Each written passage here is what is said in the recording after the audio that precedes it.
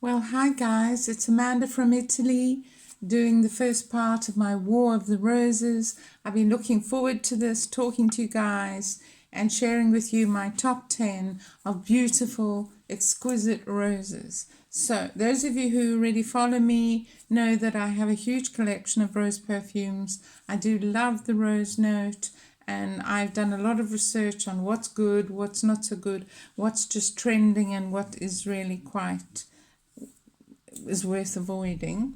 And as those of you follow, you know, my sweet spot is €50, some of them less than 50, kind of half price 50, sort of 30, right up to about 60 is my maximum that I spend on perfumes. I don't have the purse for the expensive niche perfumes, and I find that I can find what I want in that range. So if that's your flavor, then please enjoy the video with me. I look forward to sharing with you my top up to 6, because there's the second part that I've already uploaded. Unfortunately, my phone didn't record the first part, so I'm repeating it. So anyway, let's have a sip of rosé wine.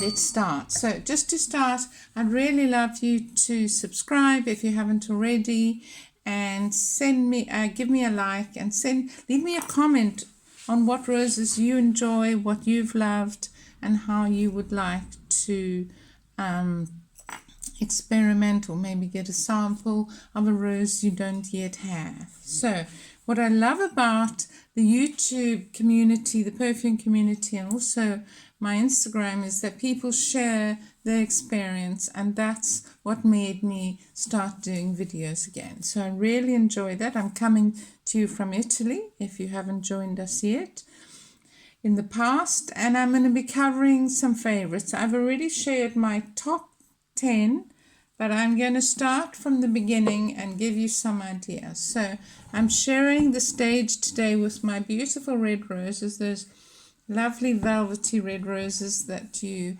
had in your mum or grandma's garden, and my seafoam hydrangeas, which I absolutely adore. They're in their prime at the moment, so they're keeping us company.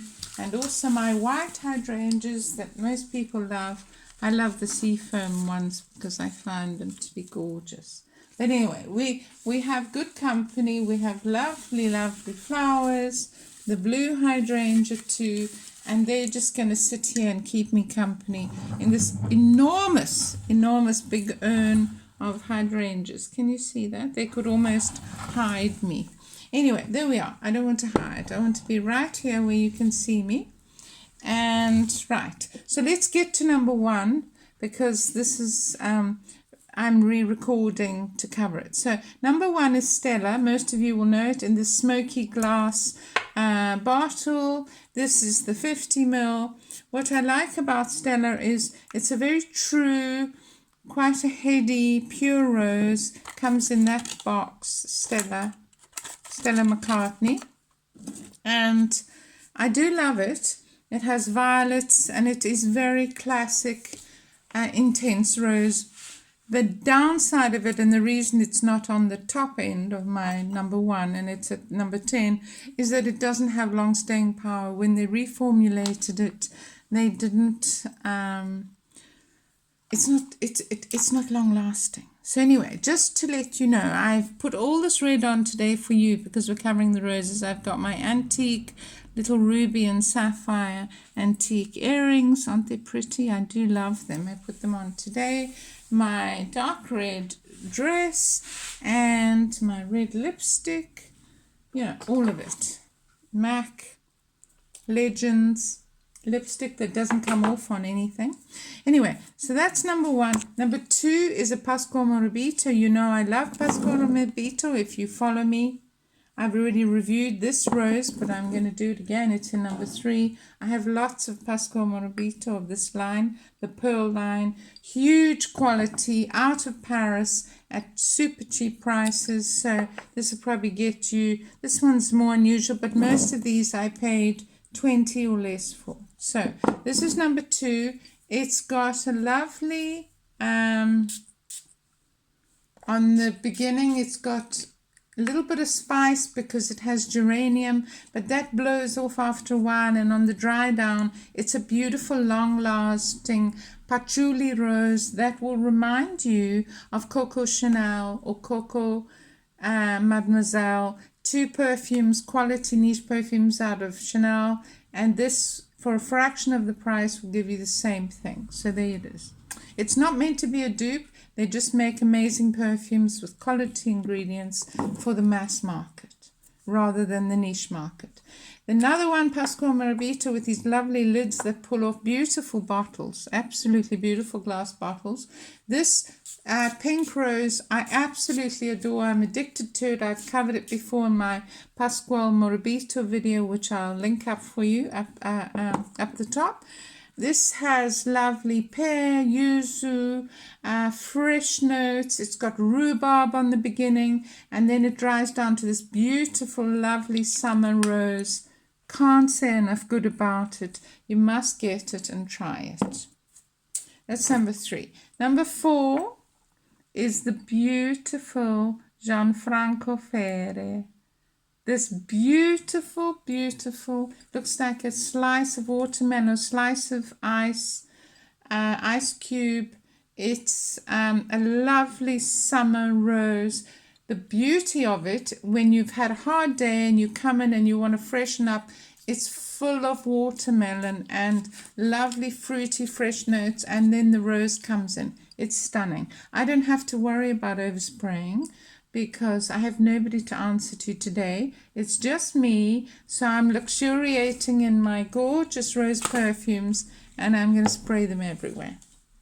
Hope you enjoy that. So then we have another Pascal Morobito, but a different line completely, which is this lovely faceted bottle rose. This is Sultan rose. Sultan rose. Oh, can you see that? Oh, it's a lovely atomizer too. Sultan rose has this fresh notes of rose, but then on the dry down, and it lasts for ages, is this gorgeous subtle incense note. It's not oudi, it's not rose oud like you often get in the more heady oud fragrances. It just has this little bit of incense thread, like a golden thread running through it. And there's the black one, which I also have and I've reviewed in a different video. That's rose oud. This isn't oud, it's just got this nice incense note. So if you like the oud, you need to look at my first rose, War of the Roses, and I have the rose oud in that. Okay, so I'm not sure where we got to, whether we covered Gres in the next one, but I'll cover it again just in case, because I have to put this up in 2 parts. Gres Luminere Rose is a beautiful Parisian smelling gorgeous rose out of the house of Gres, the same as Madame Gres and all Gres perfumes, made in Paris. Absolutely stunning. A true elegant rose that you might smell on a woman who's absolutely elegant and walking in the streets of Paris from a meeting or going to a lovely dinner. It's so classy, super classy, and instead of spending a fortune, €300 on a proper French rose perfume, you could get Gres. I think I got this online for about 50. Hard to find, but you can find it. Or you can order directly from Gres. And then Yardley English Roses is a classic, and I'll cover that in the second video, but just in case this doesn't load, I'm going to try and cover it here again. So Yardley have been making this English rose fragrance for 250 years, and it's lovely, it's fresh, it's an English rose garden, can't go wrong with it, absolutely stunning. A sip of rose, because we're covering roses with these gorgeous red roses. A sip of rosé goes a long way. And then my darling Rosine, which I'll cover in the other video, but my number 1 spot goes to Rosine. I absolutely adore it, and it is out of Paris, Rosine de Paris, with a gorgeous R on it and these lovely pink tiles. This is Roses de Rosine. They make various rose perfumes, but this is my absolute joy and heart of hearts.